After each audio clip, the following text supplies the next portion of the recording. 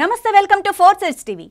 విశాఖపట్నంలో ఎన్నికల కోడ్కు సచివాలయ ఉద్యోగులు, పొదుపు సంఘాల ఆర్పీలు, వాలంటీర్లు తూట్లు పొడుస్తున్నారు. కేంద్ర ఎన్నికల సంఘం ఆదేశాలను సైతం లెక్క చేయకుండా యథేచ్ఛగా ఎన్నికల ప్రచారంలో పాల్గొంటున్నారు. తాము సూచించిన గుర్తుపైనే ఓటు వేయాలని ప్రజలకు వారు చెప్తున్న దృశ్యాలు విశాఖలో ఎక్కడికక్కడే కోకొల్లలుగా బయటపడుతున్నాయి.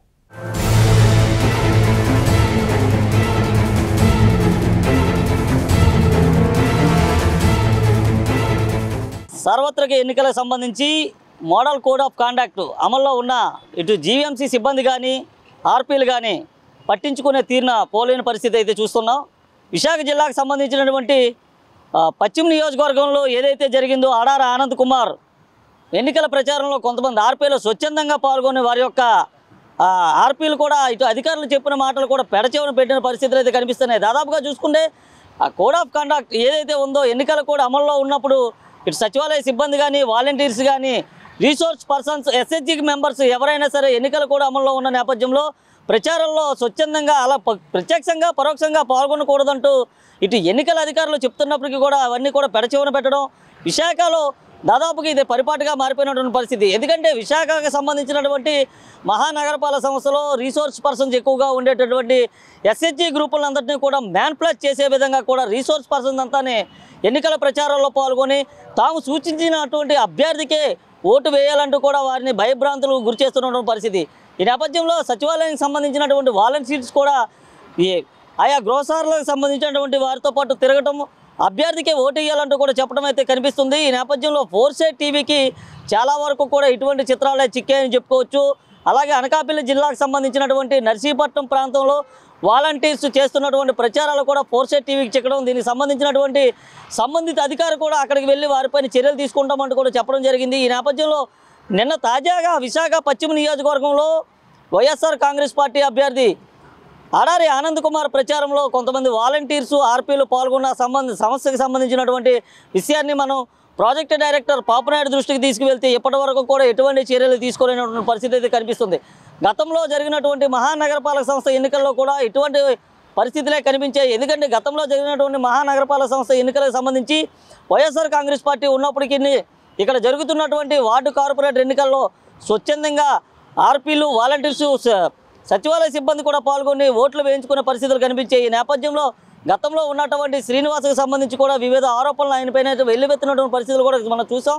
ఎందుకంటే శ్రీనివాస్ అభ్యర్థులతో ములాఖాత్ అయిపోయి పెద్ద మొత్తంలోనే నగదు తీసుకున్నారనే ఆరోపణల నేపథ్యంలో ఆయన ఇక్కడి నుంచి అయితే బదిలీ చేయడం జరిగింది. ఆయనకి స్థానంలో కూడా పాపనాయుడు వచ్చినప్పటికీ కూడా ప్రస్తుతం ఇక్కడ జరుగుతున్న పరిస్థితులన్నీ పాపనాయుడు దృష్టికి తీసుకువెళ్ళిన వారిపైన ఎలాంటి చర్యలు తీసుకున్నారనే అంశాన్ని కూడా ఆయన్ని ప్రశ్నించేందుకు ఫోర్సెస్ టీవీ వెళ్ళినప్పటికీ 2-3 రోజులుగా కూడా ఆయన అందుబాటులో లేనటువంటి పరిస్థితి. ఈ నేపథ్యంలో స్వచ్ఛందంగా ప్రత్యక్షంగా పరోక్షంగా పాల్గొంటున్నటువంటి ఆర్పీల పైన ఎటువంటి చర్యలు తీసుకుంటారో వేచి చూడాల్సిన పరిస్థితి.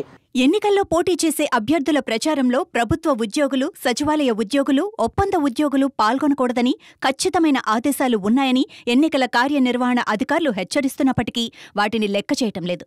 విశాఖ పశ్చిమ నియోజకవర్గం పరిధి జీవీఎంసీ 61వ వార్డులో వైఎస్సార్ కాంగ్రెస్ పార్టీ అభ్యర్థి ఆడారి ఆనంద్ కుమార్ ప్రచార కార్యక్రమంలో కొందరు వాలంటీర్లు, పొదుపు సంఘాల ఆర్పీలు, పొదుపు సంఘాల ప్రతినిధులు పాల్గొన్న దృశ్యాలు ఫోర్సెస్ టీవీ చేతికి చిక్కాయి. ఎన్నికల అధికారుల ఆదేశాలను పక్కన పెట్టి ప్రచారంలో పాల్గొంటూ సచివాలయ ఉద్యోగులు, ఆర్పీలు సవాలు విసురుతున్నారు. ఏపీ ఎన్నికల ప్రధాన అధికారి ముఖేష్ కుమార్ మీనా మీడియా సమావేశాలు ఏర్పాటు చేసి మరీ వాలంటీర్లు, ఒప్పంద ఉద్యోగులు, సచివాలయ ఉద్యోగులు అభ్యర్థుల తరపున ప్రచారంలో పాల్గొనకూడదని స్పష్టం చేశారు. రాష్ట్ర వ్యాప్తంగా 46 మందిపై ఇప్పటికే చర్యలు తీసుకున్నట్టు చెప్పారు. కొందరు వాలంటీర్లను విధుల నుంచి తొలగించినట్లు వెల్లడించారు. అయినప్పటికీ సచివాలయ ఉద్యోగులు, ఆర్పీలు భయపడకుండా ప్రచారంలో పాల్గొనటం విమర్శలకు దారితీస్తోంది. జీవీఎంసీ పరిధిలో పొదుపు సంఘాల ఆర్పీలు ఆడారి ఆనంద్ కుమార్ తరపున ప్రచారంలో పాల్గొనటంతో ఆదేశాలను బేఖాతరు చేశారని స్పష్టమవుతోంది. ఈ విషయాన్ని జీవీఎంసీ ప్రాజెక్టు డైరెక్టర్ పాపునాయుడు దృష్టికి తీసుకువెళ్లినప్పటికీ చర్యలు తీసుకోవటంలో జాప్యం చేయటంపై అనుమానాలు వ్యక్తమవుతున్నాయి. గతంలో జరిగిన జీవీఎంసీ ఎన్నికల్లో అప్పటి ప్రాజెక్టు డైరెక్టర్ శ్రీనివాస్ అధికార పార్టీ అభ్యర్థులకు అన్ని విధాలా సహాయపడ్డారన్న ఆరోపణలున్నాయి. ప్రస్తుత ఎన్నికల ప్రచారంలో పాల్గొన్న ఆర్పీలపై ఏం చర్యలు తీసుకున్నారనేది తెలుసుకోవటానికి ప్రాజెక్ట్ డైరెక్టర్ పాపునాయుడును కలిసే ప్రయత్నం ఫోర్సెస్ టీవీ ప్రతినిధి చేసినప్పటికీ ఆయన అందుబాటులోకి రాలేదు. ఈ నేపథ్యంలో ఆర్డీఓ డి హుస్సేన్ సాహిబ్తో 4 సైడ్స్ టీవీ మాట్లాడింది. ఎన్నికల నియమావళిని ప్రతి ఒక్కరూ ఖచ్చితంగా పాటించాలని, లేని పక్షంలో కఠిన చర్యలు తీసుకుంటామని ఆర్డీఓ స్పష్టం చేశారు. ప్రభుత్వ ఉద్యోగులు, సచివాలయ సిబ్బంది ప్రచారంలో పాల్గొనకూడదని చెప్పారు. ఎన్నికల నియమావళిని ఎవరైనా ఉల్లంఘిస్తే ఫోటోలు, వీడియోలతో సి విజిల్ యాప్ ద్వారా ఫిర్యాదు చేయవచ్చని వివరించారు.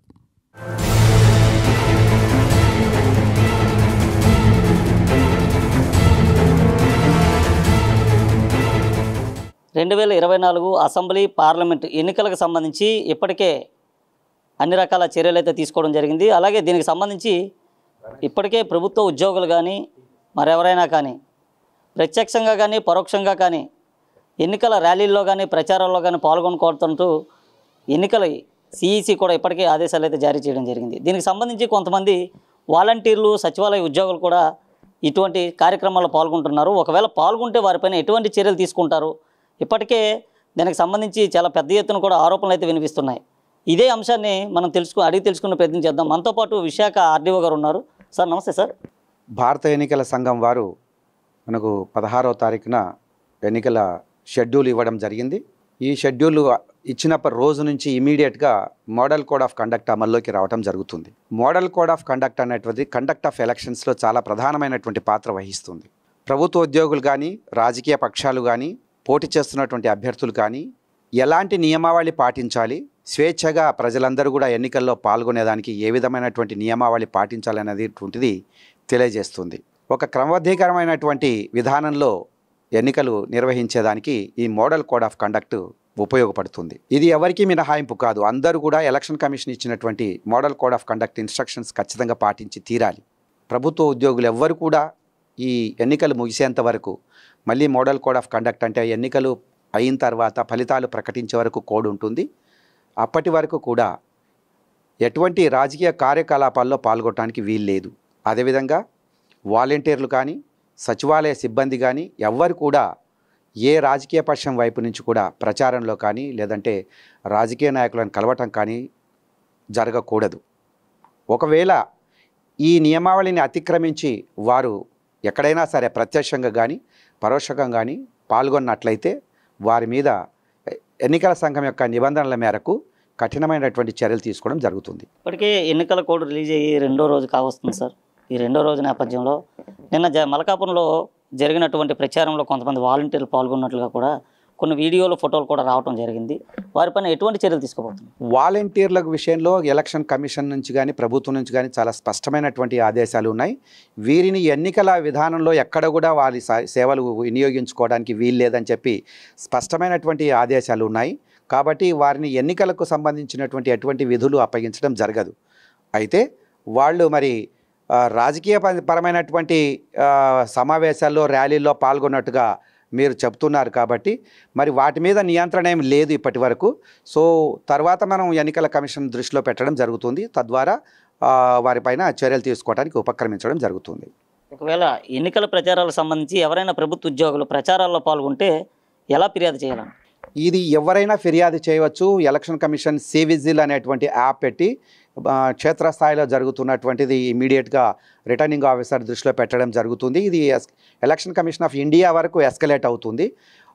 లేదా రాతపూర్వకంగానే ఇవ్వచ్చు, లేదా ఫోటో ద్వారా అయినా తెలియజేసినప్పటికీ కూడా ఆ ప్రభుత్వ ఉద్యోగిని ఇమీడియట్గా ఆ సంబంధిత శాఖ వారు సస్పెండ్ చేయడం జరుగుతుంది.